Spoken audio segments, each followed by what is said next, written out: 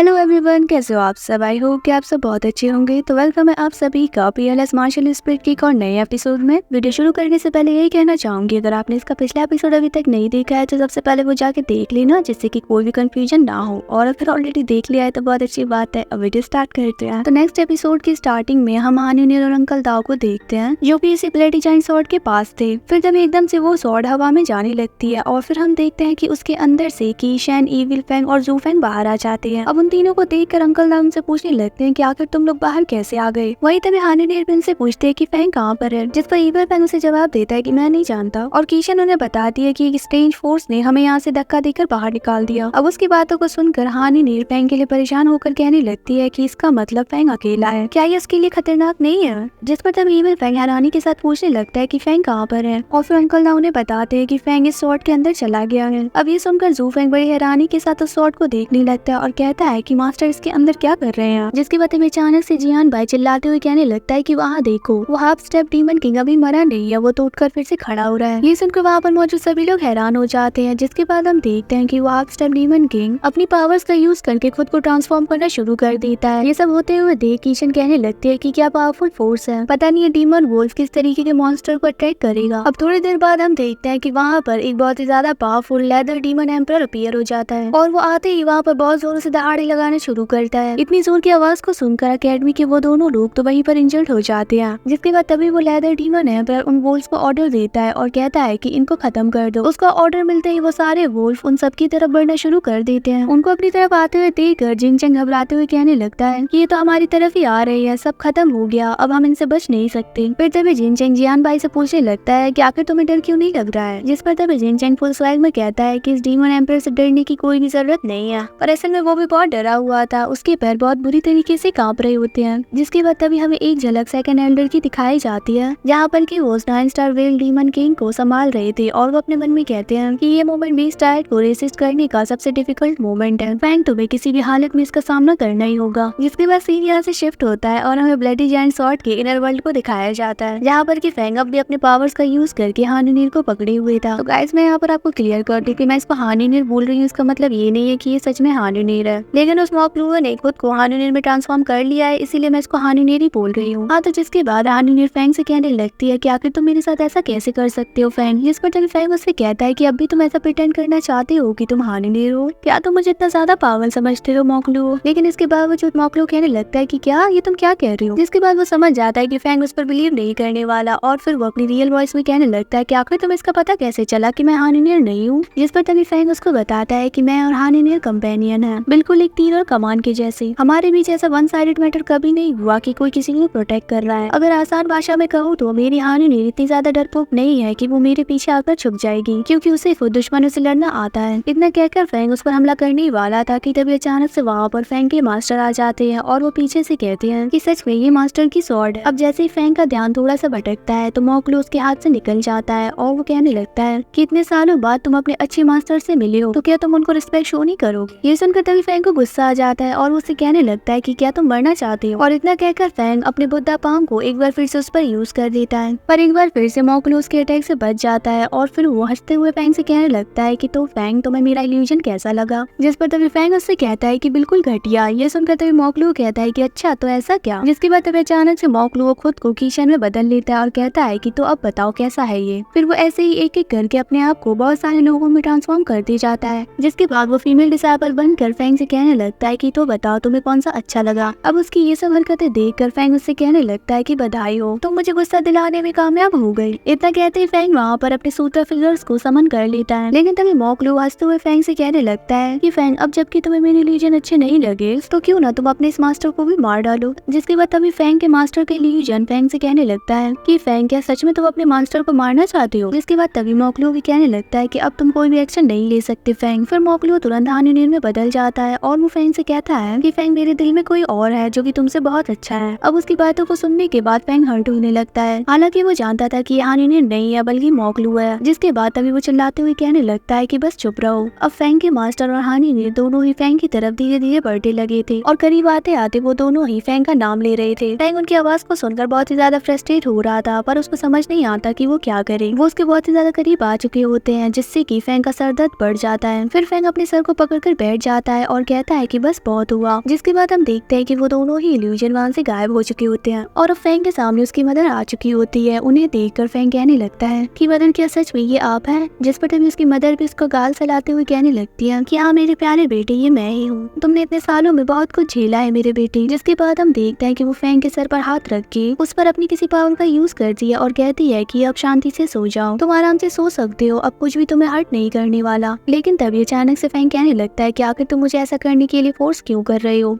ये सुनकर तभी वो एकदम से हैरान हो जाती है और कहती है कि क्या कहा। पर अब इससे पहले कि वो कुछ भी कर पाती, फैंग उन पर अटैक कर देता है। जिसके बाद हमें पता चलता है कि असल में मोकलू का इल्यूजन ही था। फैंग का गुस्सा देखकर मोकलू तुरंत वहाँ से भागने लगता है। वही फैंग भी बहुत ही ज्यादा गुस्से मुझसे कहता है कि अब बस तुम मरने के लिए तैयार हो जाओ। इतना कहकर फैंग उसको हवा में पटक देता है। जिसके बाद फैंग उसके पीछे आ जाता है और उसे देखकर मोकलू बहुत बुरी तरीके से घबरा गया था और वो कहता है कि तुम मुझे नहीं मार सकते, मुझसे दूर रहो। पर फैंग तो उसे खत्म करने के लिए बिल्कुल रेडी था। जिसके बाद मोकलू फैंग से कहने लगता है कि मुझे मारना तुम्हारे लिए आसान नहीं होगा। उसकी बात पूरी भी नहीं होती है कि तभी फैंग उसका सर पकड़कर उसको उठा लेता है और फिर अगले पल वहाँ पर एक बहुत बड़ा ब्लास्ट होता है और मोकलू हमेशा हमेशा के लिए खत्म हो जाता है। लेकिन तभी हम देखते हैं कि ऐसा होने के तुरंत बाद ही वहाँ पर डिमोनिक पावर्स रिलीज होना शुरू हो गई थी, जिसमें कि फैंग बहुत बुरी तरीके से ट्रैप हो गया होता है। वो पावर सीधा फैंग के अंदर जाने लगती है, जिससे कि फैंग को बहुत ही ज्यादा पेन हो रहा होता है। जिसके बाद फिर सीन यहाँ से शिफ्ट होता है और हम जियान बाई और जी चैंग को देखते हैं, जो कि अपनी स्वॉर्ड का यूज करके उस लेदर डीमन एम्पर से फाइट करने के लिए जा रहे थे। पर उस लेदर डीमन एम्पर के एक छोटे से अटैक से ही वो दोनों बहुत बुरी तरीके से इंजर्ड हो जाते हैं और वो पीछे जा गिरते हैं। ये सब देखकर बाकी सारे लोग बहुत ज्यादा चौकन्ने हो जाते हैं। जिसके बाद तभी वो डीमन एम्पर अपने मुंह से फायर अटैक उन पर कर देता है, जिससे कि बहुत ही ज्यादा पावरफुल फोर्स निकल रही थी। वो सारे के सारे उसके सामने कुछ भी नहीं कर पा रहे थे। फिर वो धीरे धीरे उनके करीब आने लगता है। जिसके बाद हम देखते हैं कि कीशन और बाकी सब बहुत बुरी तरीके से इंजर्ड हो गए थे। पर अब इससे पहले कि वो डीमन एम्पर उन पर कोई और दूसरा अटैक कर पाता, अचानक से आसमान में एक पोर्टल ओपन होता है, जिसके अंदर से कोई अपने हाथों को बाहर निकालता है। अब ये देखकर वो लेदर डीमन एम्पर भी हैरान हो गया था। साथ ही उसे बहुत ही ज्यादा गुस्सा भी आता है कि अचानक से कोई ऐसे बीच में आ गया। और फिर हम देखते हैं कि उस पर्सन के एक इशारे पर वो ब्लडी जायंट स्वॉर्ड सीधा उसके हाथ में चली जाती है। एंड देन हमें पता चलता है कि कोई और नहीं, हमारा फैंग ही था। फैंग फुल एटीट्यूड के साथ अपनी स्वॉर्ड को डायरेक्टली उस पर पॉइंट करते हुए कहता है कि अगर तुमने एक कदम और आगे बढ़ाया तो मैं तुम्हारे टुकड़े टुकड़े कर दूंगा। फैंग पहले से कुछ बदला बदला सा लग रहा था, साथ ही उसकी आंखें भी बदल चुकी थी। और फिर इसी सीन के साथ हमारा आज का ये एपिसोड यहीं पर एंड हो जाता है। होप करती हूँ कि आपको आज का एपिसोड भी अच्छा लगा होगा, साथ ही मेरी एक्सप्लेनेशन भी। अगर हाँ तो वीडियो को लाइक और अगर चैनल पर नए हैं तो सब्सक्राइब भी जरूर से करते जाना। अपना बहुत सा ख्याल रखिए और अब हम मिलेंगे एक और नई वीडियो में। Bye bye.